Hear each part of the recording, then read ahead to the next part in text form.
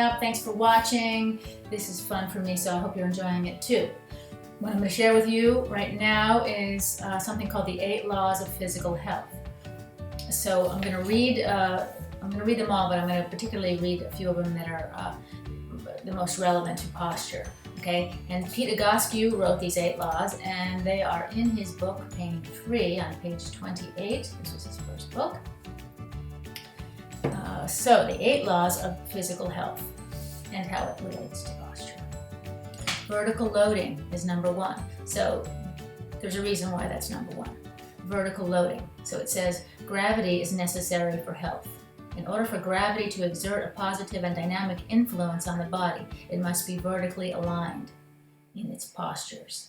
Okay, so we're talking about vertically loaded joints, right? And I've certainly talked about this before, and there's Freddie Function, who's really cool to look at, but right now I'll just show you. So being vertically loaded means our low joints, shoulders, hips, knees, ankles, are loaded vertically on top of each other. Okay, so you would mostly see that in the side view, all right? So it would be my ankles, my knees, my hip joints, my shoulder joints. And then if my head was in the right spot, that same line would come up right up through my ear. Okay, so that is called being vertically loaded. And that's proper posture, and it's really important. And our relationship to gravity is also really important. So that's the first law. Pardon me rolling around. I sit on a ball, so it just, sorry if it's distracting. So that was number 1, vertical loading.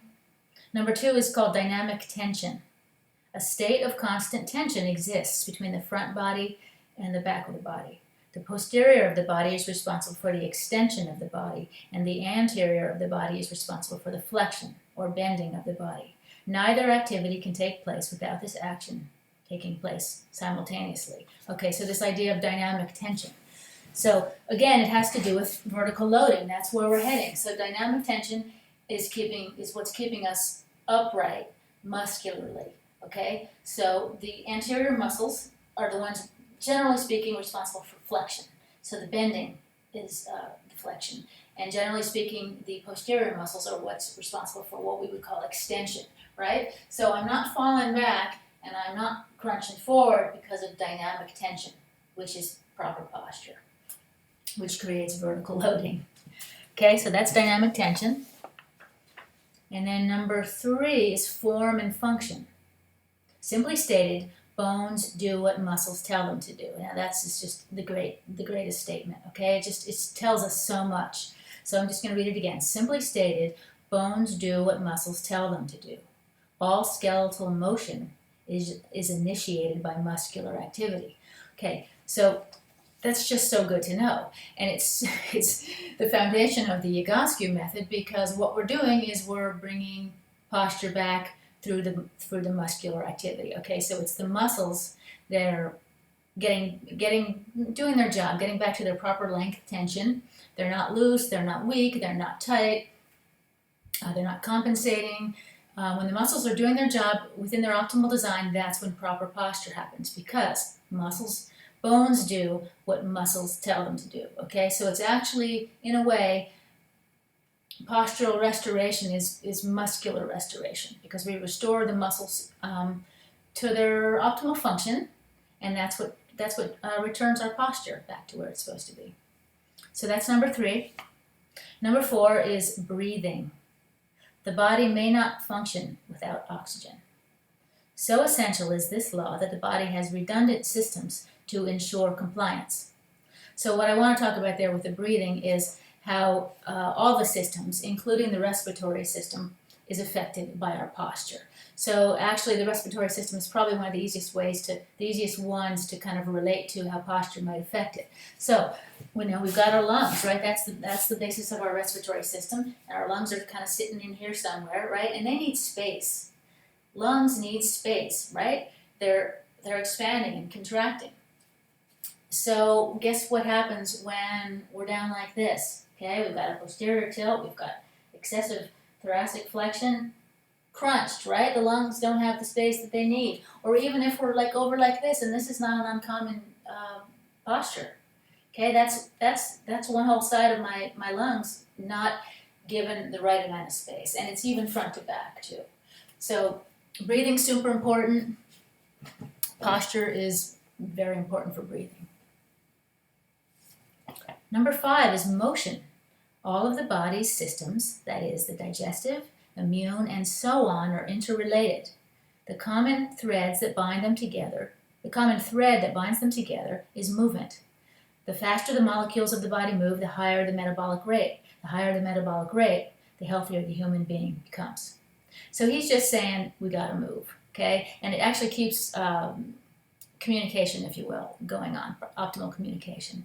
And I was producing a movie a while back, many years ago, where we did a lot of interviewing people in their 60s and 70s as to what was keeping them happy and healthy.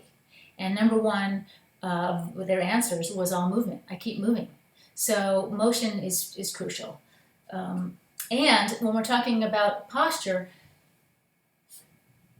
proper motion is crucial. Okay, so if we've got compensations and deviations going on in the body, and then we're trying to jog every day, or even pick up our kids and all that, it's not happening optimally.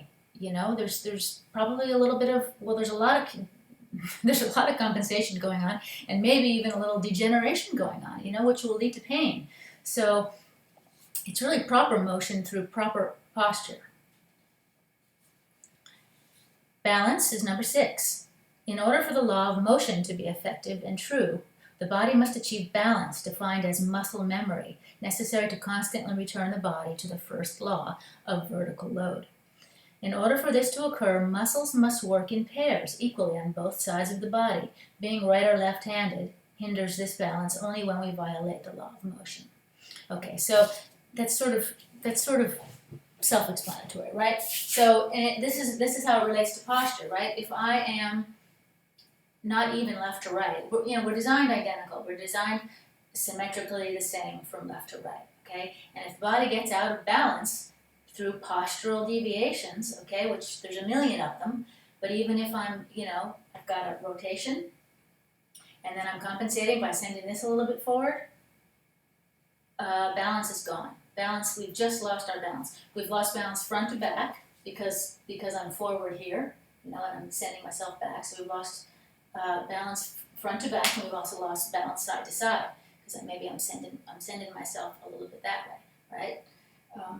So all the muscular, everything really, the body is a unit, and everything is affected when my hip is sticking out like that, right? Everything is compensating and trying to keep the body upright.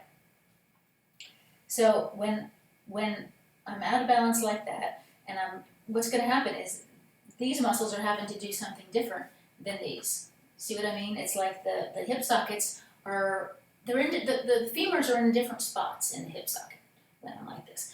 They're coming in at different angles, and therefore the muscular system, the musculature around them is shorter on one side, longer on the other, tighter on one side, looser on the other. That's not balance, and that's how posture relates to balance and keeping us upright.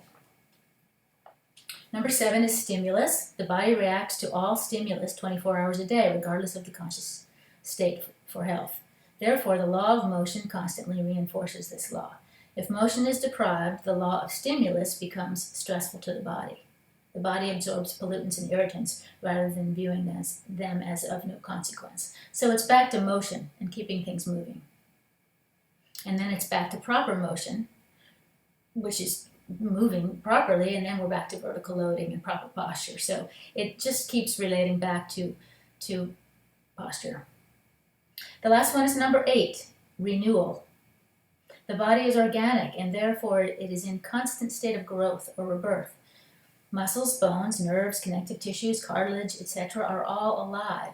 If the body is not renewing, it's because we're violating the laws of physical health. So what I love about number 8, about renewal, is it's just reminding us that the body's in it's constantly changing, and it's constantly interested, in my opinion, in renewing itself. So I really believe that the body wants to be in optimal health, and it wants to be in proper posture. And when you start reminding, with the Egoscue method, you're doing E-sizes, and you start reminding the body what proper posture is, it gets it. It's as if the muscle memory is there, okay? And the body wants to grow into its optimal state if it's not in its optimal state. So that's the wonderful thing about this idea of renewal, you know, and then it's all possible. We're constantly growing and changing. We can grow for the better. So those are the 8 laws of physical health and how they relate to posture. And stay tuned for the next video. Thanks.